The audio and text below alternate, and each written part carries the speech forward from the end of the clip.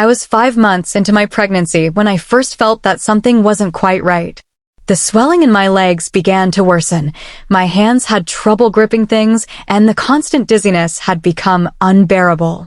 I tried to push through it, telling myself that this was just part of the journey, the sacrifice I had to endure to bring a life into this world. But deep down, I knew my body was failing me. It wasn't just the physical toll. I was exhausted mentally, emotionally, and physically. And when I went to the doctor, he confirmed my worst fear. My blood pressure was dangerously high, and there was a risk of preeclampsia. He recommended more rest, regular checkups, and possibly even medication if things didn't improve. I was scared. I didn't want to admit it, but I was scared. But I tried to hide it. I didn't want to be seen as weak. When I told my husband, James, about what the doctor said, I thought he'd be concerned, but his reaction was completely different. He didn't even look up from his phone. "Your mother had 9 kids, and she didn't have any of these complications," he said, almost dismissively. "You need to stop acting like you're fragile. You're stronger than this. Stop looking for excuses." His words hit me like a punch in the gut. His mother always the comparison. She had endured multiple pregnancies, worked tirelessly without a moment's rest, and raised children without the modern conveniences I had. She was his standard of what a woman should be, and I felt like I was failing him, failing our unborn child, because I couldn't live up to that standard. I couldn't even bring myself to speak. What could I say? That I wasn't as strong as his mother? That my body was showing signs of breaking down? What would he say if I admitted that I felt terrified of the future, of the delivery of everything? I didn't want to feel like this. I didn't want to be the one complaining, the one who couldn't handle what everyone else seemed to breeze through. I wanted to be the strong, resilient woman he thought I should be, but the truth was, I didn't feel strong at all. Every day was a struggle, but every day I told myself I could push through it. The more I tried to show him that I was fine, the more my body protested. And the more I tried to hide the pain, the more it built inside me, until I couldn't ignore it anymore. The thought of my husband's words haunted me. "Your mother had 9 kids. How many times had I heard that phrase? How many times had I heard about the strength of the women in his family, how they did everything without complaint? Was I weak for not being able to handle this? I began to question everything. My worth, my strength, my place in this relationship. Was I just another person who needed to toughen up? Was I really failing, or was I just human, like any other woman, struggling through the pain and fear of pregnancy? And so, I continued to ignore the warning signs. I continued to let the fear build up inside of me, because I didn't want to disappoint him. I didn't want to let him see the truth. But deep down, I felt the storm brewing, and I knew it was only a matter of time before it broke. The morning after my visit to the doctor, I woke up feeling an overwhelming sense of dread in the pit of my stomach. It wasn't just the physical exhaustion from the swelling in my feet or the constant pressure in my chest, it was the feeling of impending danger. I couldn't ignore it anymore. My body was telling me something was wrong. I tried to push it aside, but the more I thought about it, the more I knew something had to change. I made another appointment with the doctor, hoping that he could offer me some reassurance, something to make me feel like I wasn't just overreacting. As I sat in the sterile waiting room, my mind raced.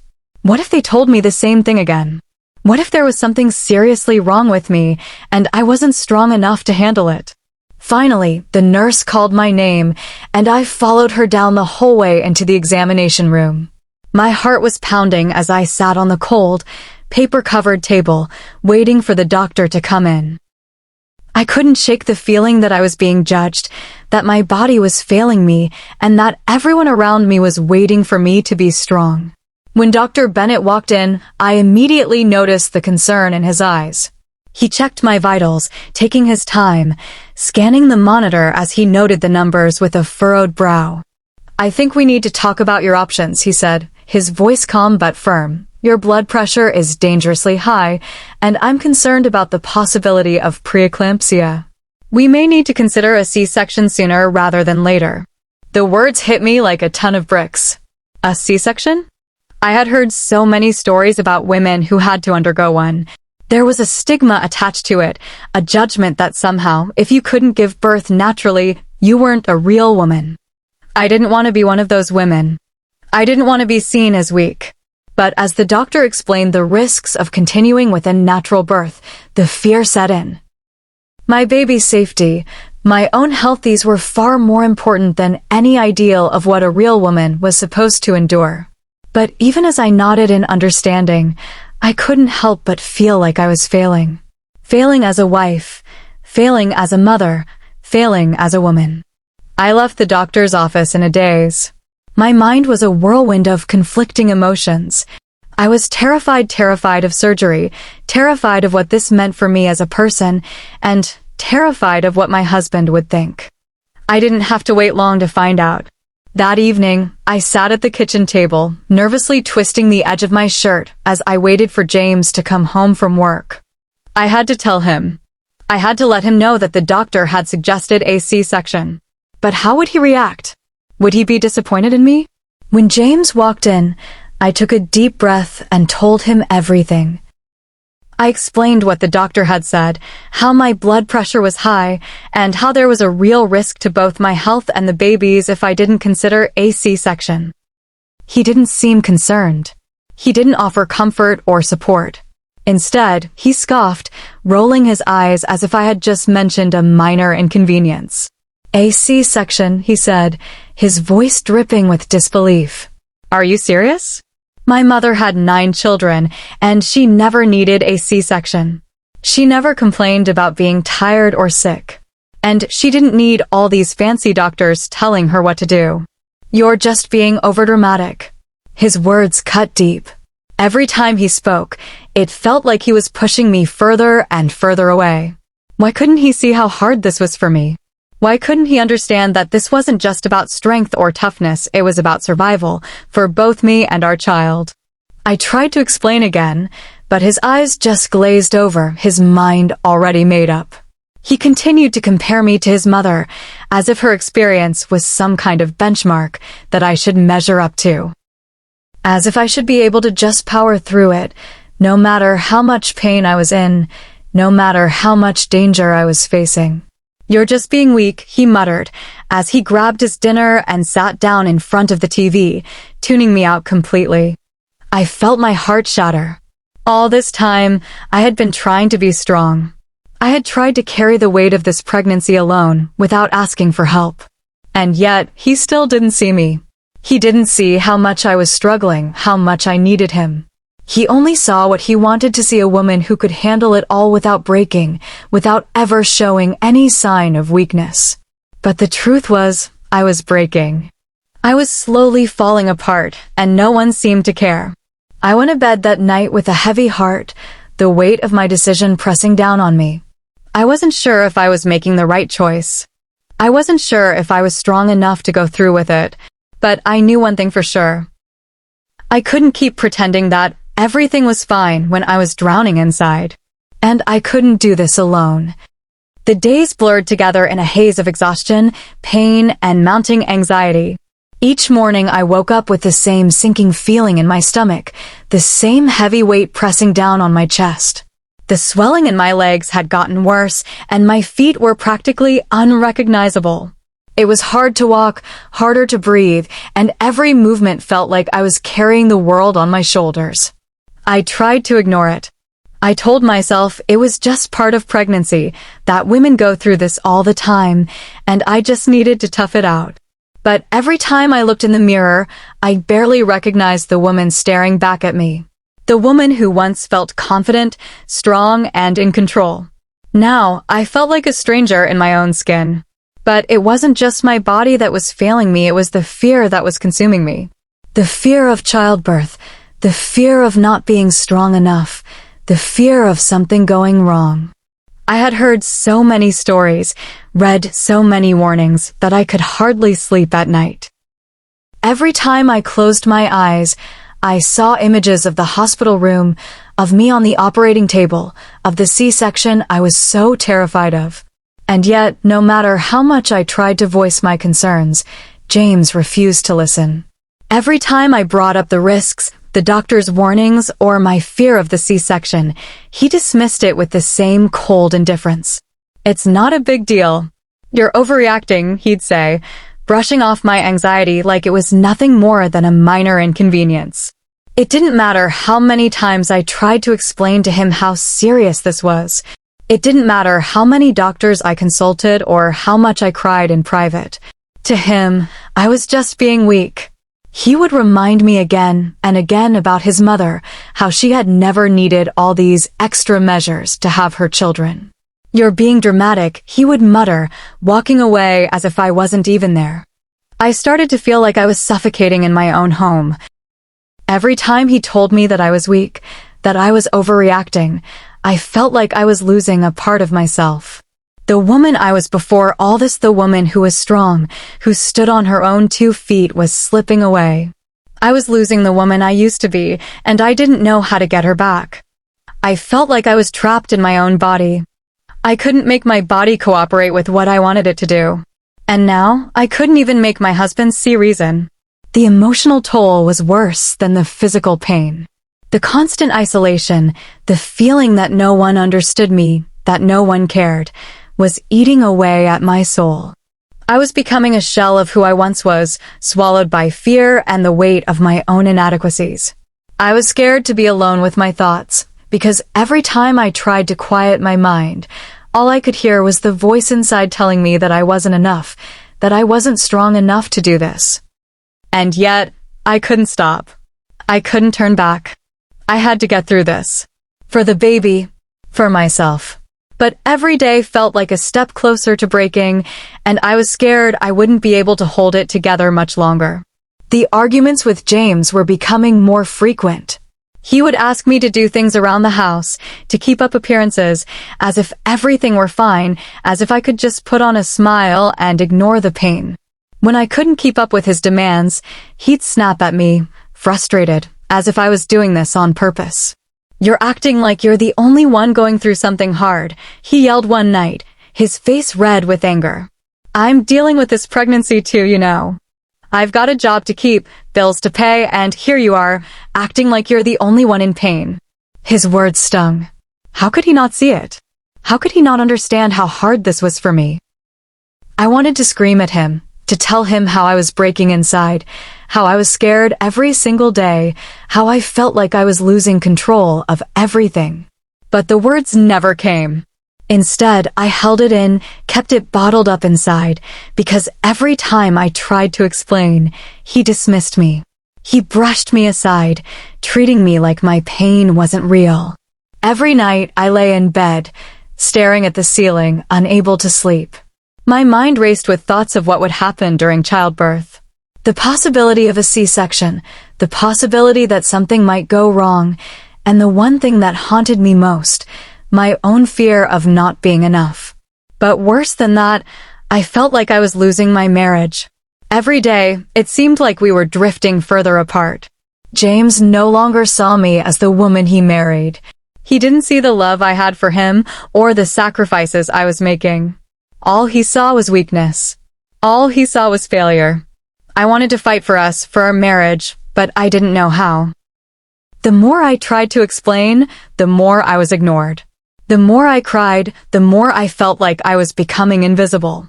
The tension between us grew, and I felt myself slowly unraveling.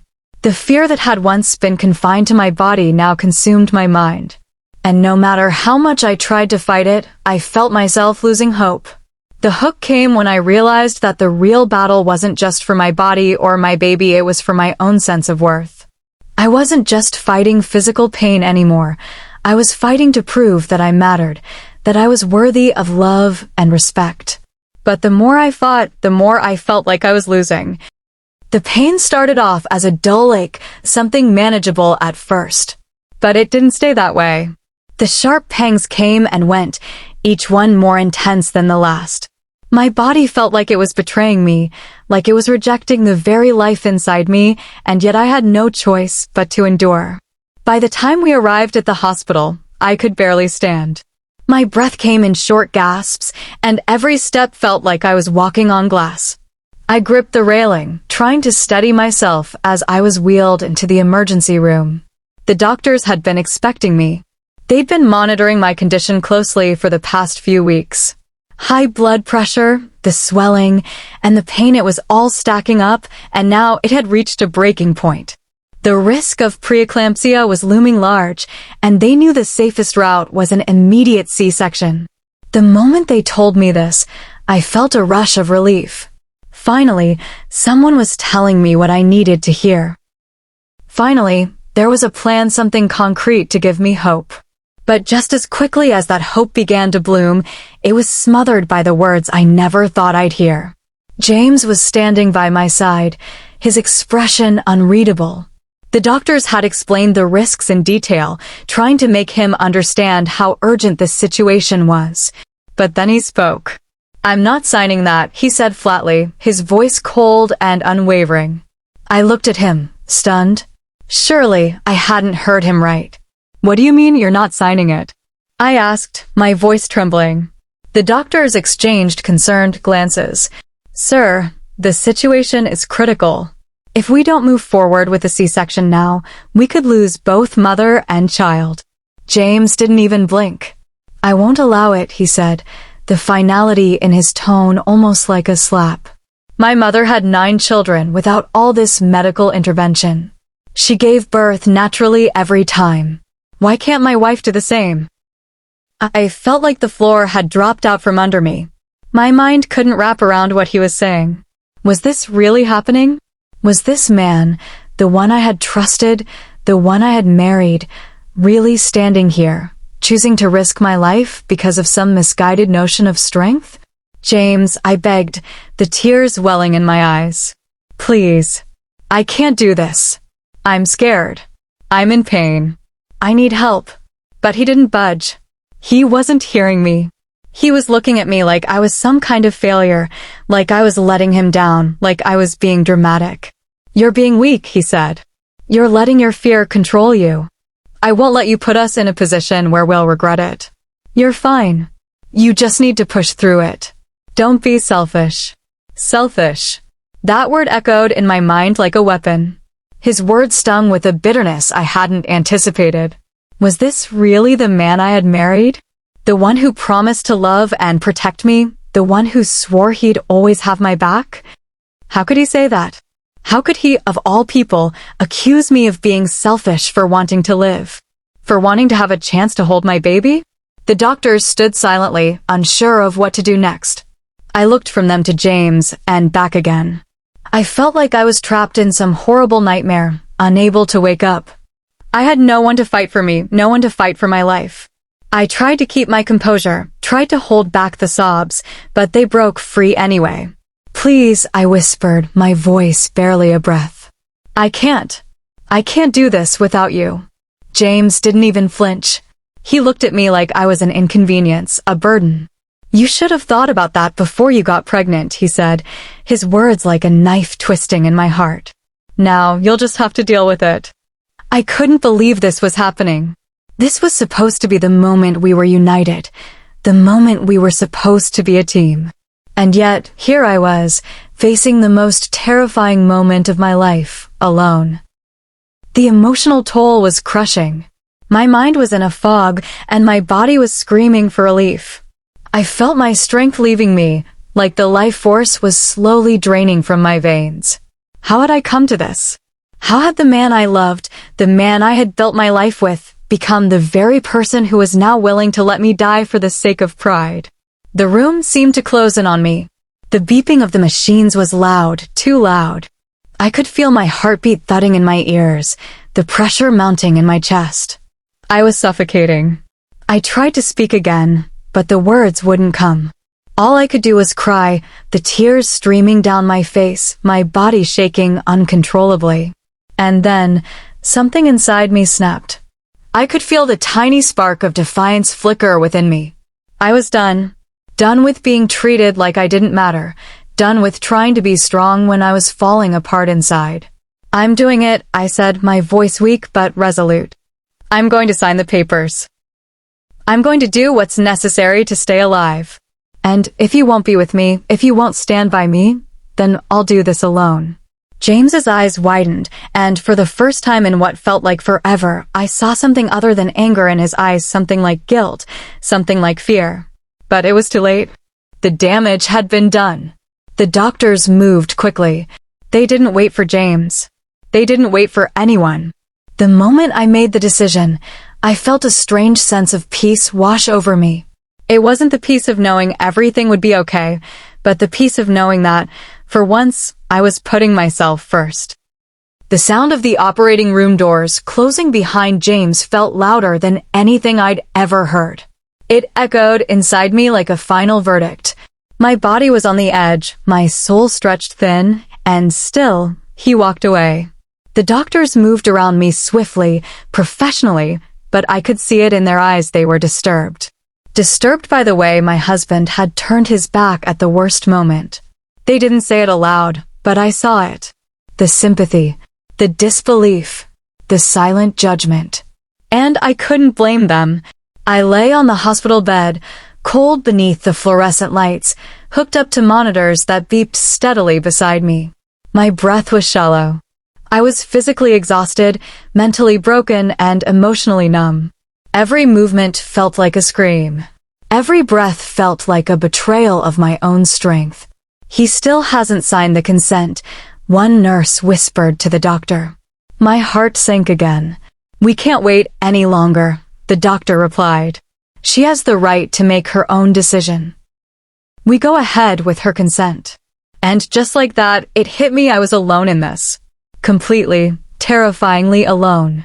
My husband had walked out, refusing to be part of my delivery, refusing to witness the birth of our child because I wasn't strong enough in his eyes. Because I didn't measure up to a woman who gave birth barefoot and bleeding in a village hut decades ago. My eyes burned as I stared up at the ceiling, silent tears slipping down the sides of my face. I wanted to scream. I wanted to ask God why. Why me? Why now? Why was I abandoned at the exact moment I needed my partner the most? But somewhere beneath that storm of grief, something inside me stirred. This child, my baby, deserved a chance. And so did I. I didn't carry this child for 9 months just to die because someone else couldn't handle the idea of change, of medical intervention, of reality. I forced myself to speak, even though my lips trembled. "Do it. Please. Save my baby." The doctor looked at me and nodded gently. "You're making the right decision. You're very brave." But I didn't feel brave. I felt betrayed. I felt broken. I felt like the love I had nurtured in my marriage was now rotting from the inside out. As they prepped me for surgery, the emptiness grew louder than the machines. James didn't call. He didn't text. He didn't check in.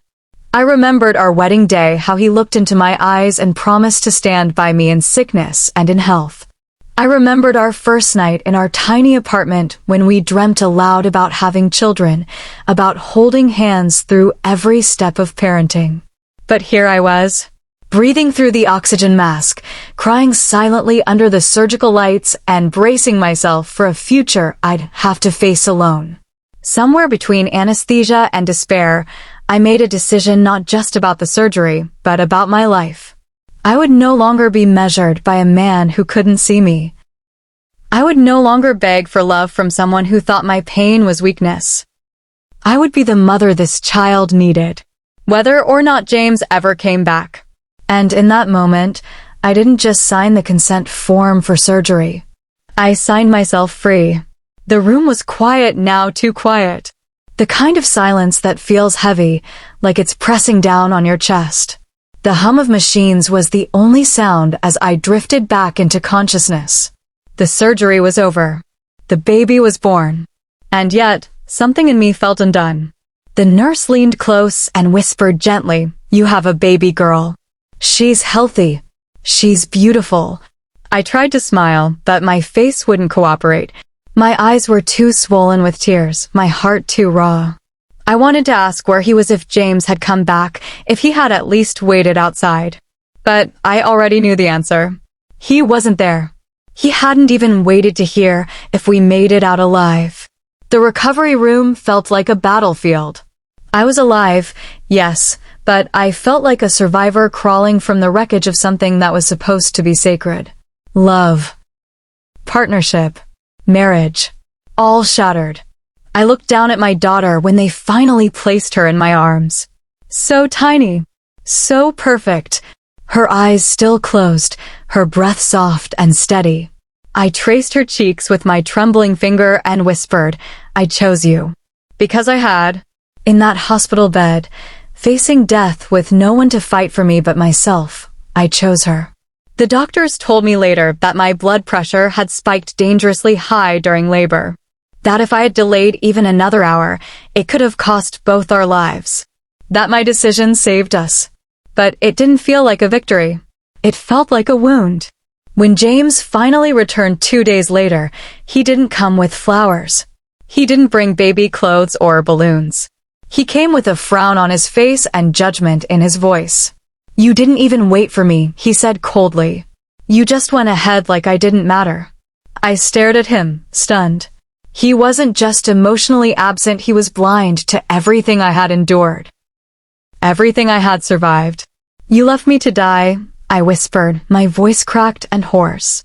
He scoffed, folding his arms. "My mother gave birth to 9 children without surgery. You just took the easy way out." The words hit like a knife. The easy way out? My body was still bleeding, my stitches still fresh, my heart still shattered, and he thought I'd taken the easy way out? I didn't argue. I didn't have the strength. But in that moment, something inside me finally broke. Not from pain, not from fear, but from clarity. This man wasn't my protector. He wasn't my partner. He was a stranger who had watched me drown and walked away because it didn't fit his narrative of strength. That night, I held my daughter close to my chest and wept silently. I didn't know what the future held, but I knew one thing for sure. The person I needed to survive wasn't James. It was me. And I had finally found her. The stitches on my belly ached less with each passing day, but the ache in my chest only grew. Physically, I was healing, but emotionally, I was falling apart in slow motion.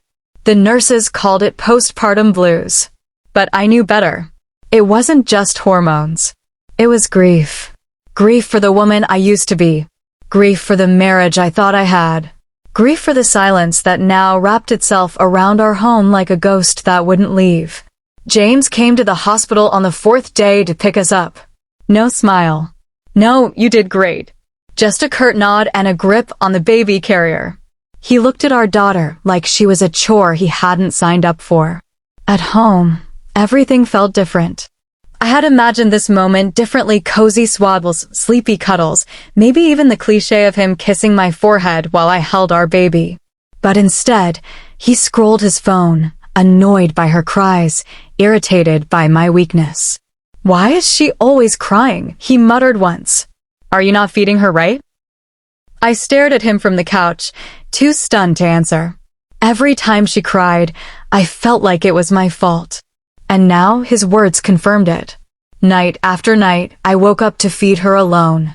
I changed every diaper, bathed her, sang to her with a cracked voice and tired eyes. He never asked if I was okay. Never said thank you.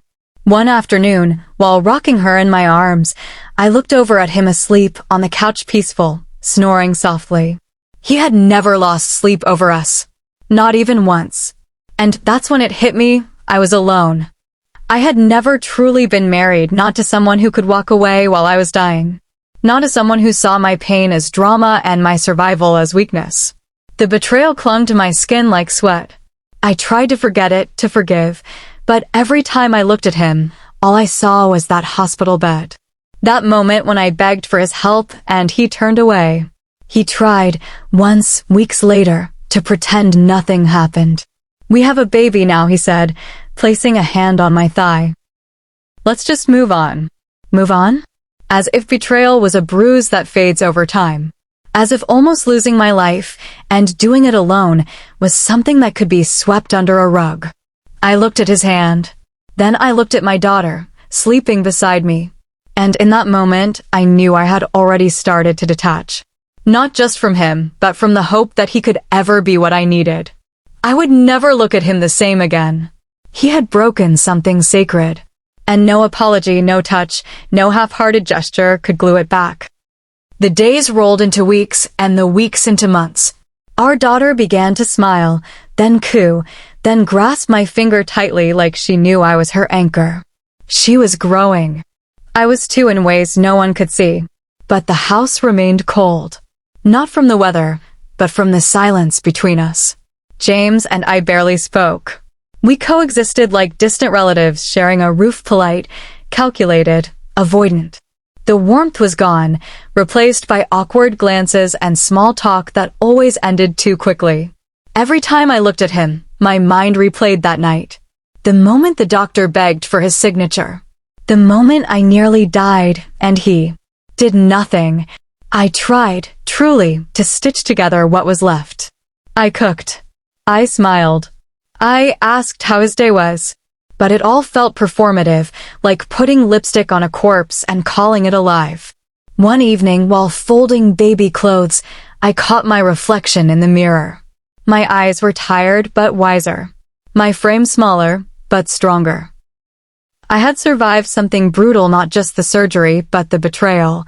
And somehow, I was still standing. I sat on the edge of the bed and whispered to myself, "You are not weak. You are not dramatic. You were never wrong for wanting to live." The power in that affirmation shook me. James noticed the change. He started coming home early, asking if I needed anything. Once, he even bought flowers. But I couldn't pretend anymore. The damage had already rooted itself so deep that no gesture could dig it out. I wasn't angry. Not anymore. I was just done. One night, he said softly, "Are we okay?" I looked at him, and for the first time, I didn't cry or tremble. I said, "We survived something, James. But not together." He looked away. There were no fights. No screaming. Just a quiet understanding that we had reached the end of something sacred and maybe the beginning of something else. I didn't leave immediately. I stayed until I was sure. Until I knew I wasn't just running from pain but walking toward peace. I started attending therapy. I joined a new mom support group. I slowly built myself back piece by piece. I wasn't the same woman anymore. I had learned to stand on my own. I had learned that silence can be violent. That love without empathy is just control. That survival isn't weakness, it's bravery. The marriage wasn't dead, but it was hollow. And I couldn't live in hollow anymore. As I watched my daughter take her first step, I knew she would grow up watching a mother who chose healing, who chose dignity, who chose herself. And that would be enough. 3 years had passed. My daughter, my light, my little warrior, was now a bubbly toddler with curls like mine and questions that never seemed to end. We had created a beautiful life together. One filled with bedtime stories, tiny shoes scattered around the house, and laughter that healed the broken pieces of my soul. I never heard from James again. Not until one morning when a manila envelope was dropped at my doorstep. A court summons. I froze. My hands trembled as I read the words, "Petition for custody." James wanted my daughter. He claimed I had unlawfully denied him access to his child. That he had a right to raise her. That she deserved a complete family. Complete? Where was that concern when I was fighting for my life on the operating table? Where was he when I cried alone through nights of postpartum pain? When our baby first had a fever, or when I had no one to hold the camera while she took her first steps? Now that she was thriving, now that I had put my heart and life back together, he wanted to step in? I cried that night. Not out of fear, but out of exhaustion. Because life had already taken so much from me, and now it was asking me to fight again. But I had something now that I didn't have back then. Strength. Voice. Truth. The courtroom was sterile and cold. James sat on one side, his new wife beside him. Polished. Confident. Like he had rehearsed this. I sat across the room, holding my lawyer's hand, trembling but firm. I wasn't just fighting for custody, I was fighting for every woman who had been gaslit, silenced, abandoned. His lawyer painted him as a misunderstood father. A man who made a mistake but wanted to be present. But when it was my turn, I stood. And I told my story.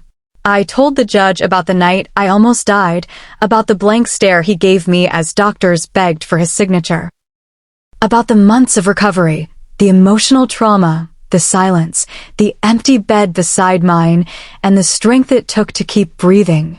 I am not denying him a child, I said, voice steady. I'm protecting a child from a man who once thought my life wasn't worth saving. The courtroom fell silent. Even James lowered his eyes. Weeks passed before the judgment came. I barely slept. But when I stood in front of the judge again and heard the words full custody awarded to the mother, I didn't cry. I closed my eyes, breathed, and whispered, "Thank you." James stormed out. He never looked back. But I did. I looked back only to remind myself how far I had come. I walked out of that courthouse with my daughter's hand in mine. The sun was warm on our faces. I didn't feel victorious.